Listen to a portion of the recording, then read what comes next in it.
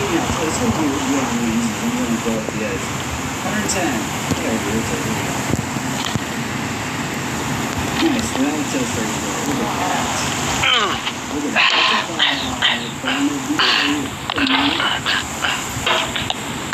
There's no feeling more intense than starting over. If you deleted your homework the day before it was due, as I have, or if you left your wallet at home and you have to go back after spending an hour in the commute. If you won some money at the casino and then put all your winnings on red but it came up black. If you got your best shirt dry cleaned before a wedding and then immediately dropped food on it. If you won an argument with a friend and then later discovered that they just returned to their original view. Starting over is harder than starting up. If you're not ready for that, like if you've already had a bad day, then what you're about to go through might be too much. Feel free to go away and come back. I'll be here.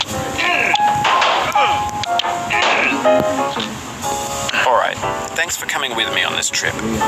I'll understand if you have to take a break at any point. Just find a safe place to stop and quit the game. Don't worry, I'll save your progress always, even your mistakes. This game is a homage to a free game that came out in 2002 titled Sexy Hiking. The author of that game was Jazzo, a mysterious Czech designer who was known at the time as the father of B games. And B games are rough assemblages of found objects. Designers slap them together very quickly and freely, and they're often too rough and unfriendly to gain much of a following. They're built more for the joy of building them than as polished products. In a certain way, Sexy Hiking is the perfect embodiment of a B game. It's built almost entirely out of found and recycled parts, and it's one of the most unusual and unfriendly games of its time. In it, your task is simply to drag yourself up a mountain with a hammer. That act of climbing, in the digital world or in real life, has certain essential properties that give the game its flavor. No amount of forward progress is guaranteed. Some cliffs are too sheer or too slippery, and the player is constantly, unremittingly in danger of falling and losing everything. Anyway, when you start Sexy Hiking, you're standing next to this dead tree that blocks the way to the entire rest of the game. It might take you an hour to get over that tree. A lot of people never got past it. You prod and you poke at it, exploring the limits of your reach and your strength, trying to find a way up and over. And there's a sense of truth in that lack of compromise. Most obstacles in video game worlds are fake. You can be completely confident in your ability to get through them once you have the correct method or the correct equipment or just by spending enough time. In that sense, every pixelated obstacle in Sexy Hiking is real.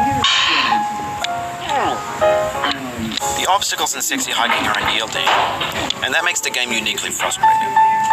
But I'm not sure Jazzo intended to make a frustrating game.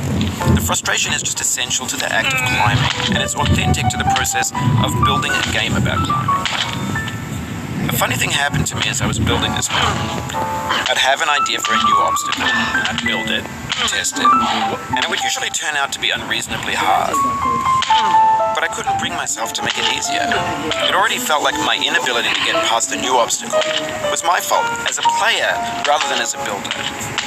Imaginary mountains build themselves from our efforts to climb them, and it's our repeated attempts to reach the summit that turns those mountains into something real. When you're building a video game world, you're building with ideas, and that can be like working with quickset cement. You mold your ideas into a certain shape that can be played with, and in the process of playing with them, they begin to harden and set until they're immutable, like rock. And at that point, you can't change the world, not without breaking it into pieces and starting fresh with new ideas. For years now, people have been predicting that games would soon be made out of prefabricated objects, bought in a store and assembled into a world. And for the most part, that hasn't happened, because the objects in the stores are trash.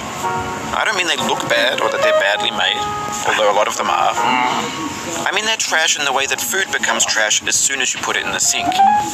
Things are made to be consumed and used in a certain context, and once the moment is gone, they transform into garbage. In the context of technology, those moments pass by in seconds. Over time, we've poured more and more refuse into this vast digital landfill that we call the internet. It now vastly outnumbers and